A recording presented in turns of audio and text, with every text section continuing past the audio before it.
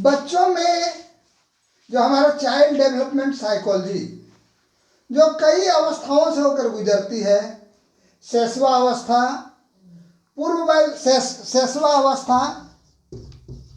शैशवावस्था, पूर्व बाल्यावस्था, उत्तर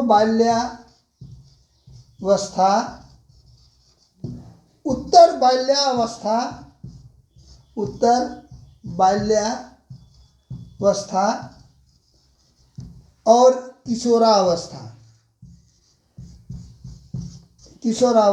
ये जो 4 चरणों से होकर के बाल विकास मनोविज्ञान गुजरती है, इसमें हम देखते हैं कि बच्चों में कई तरह के गुण होते हैं। जैसे 0 to 18 months, 0 to 18 months, ये देखा जाता है कि बच्चों में एक गुण पाया जाता है ईड,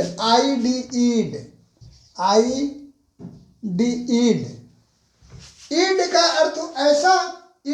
अर्थ हुआ कि उस उम्र में बच्चों को सिर्फ अपना ही सुख चाहिए।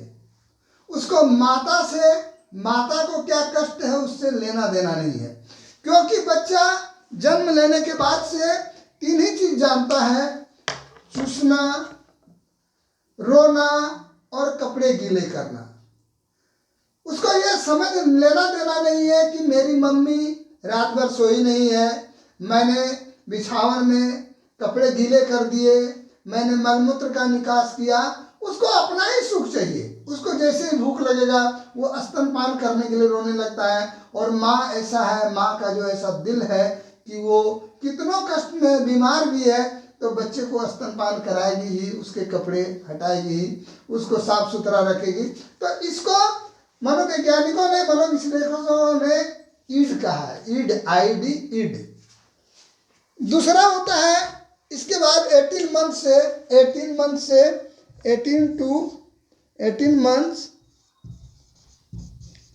to 3 years।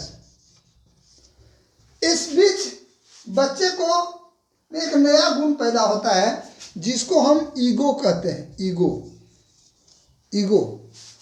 ईगो ऐसा गुण है कि जब बच्चे में एक नया गुण का प्रवेश होता है, समावेश होता है, विकास होता है, जिसमें बच्चा को उस ईड में हम देख रहे थे उसको सिर्फ अपना सुख चाहिए।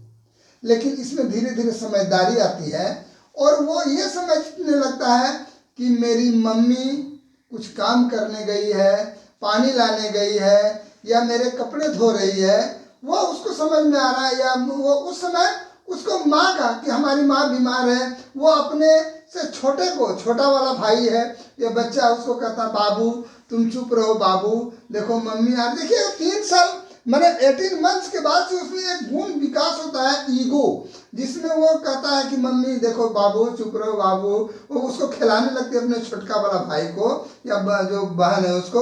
और उसके अंदर ये माँ का दुख भी उसको समझ में आ रहा है, अगले का दुख भी समझ में आ रहा है और अपना भी सुख उसको समझ में आ रहा है। इसको ईगो कहते हैं।